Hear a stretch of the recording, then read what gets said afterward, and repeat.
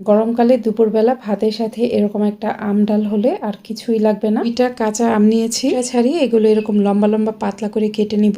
যে শক্ত আটির আম হলে আটি বাদ দিয়ে কেটে নিতে হবে। 1 কাপ পরিমাণ মসুরের ডাল, একই কাপের 6 কাপ পরিমাণ পানি, আর কম আছে আস্তে আস্তে ডালটাকে সেদ্ধ করে নিতে হবে। সেদ্ধ হয়ে যাওয়ার পরে ঢাকনা খুলে নিলাম, দিয়ে দিলাম স্বাদ অনুযায়ী লবণ, অল্প পরিমাণে একটু হলুদের গুঁড়া দিয়ে দিলাম, পেঁয়াজ কুচি ও কাঁচামরিচ দিয়ে দিলাম। পেঁয়াজের পরিমাণটা একটু বেশি দিবেন। প্যানটা ঢেকে এই পেঁয়াজ ও কাঁচামরিচটাকে আধা সেদ্ধ করে নিব।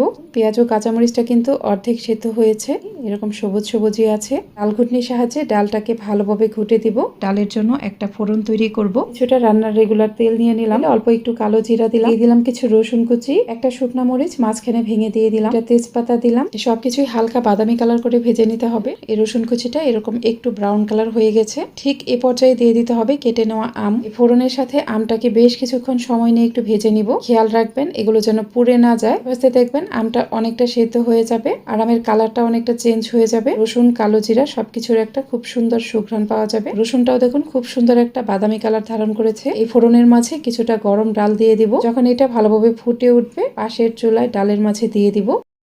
ফোড়ন দেওয়ার পর এই ডালটাকে আরেকটু জাল করে নিতে হবে। একটু জাল করে নেওয়ার পরে দেখবেন আমটা পুরোপুরি সেদ্ধ হয়ে গেছে। দেখবেন আম পুরোপুরি সেদ্ধ হয়ে যাবে, সে পর্যায়ে চুলা বন্ধ করে দিবেন।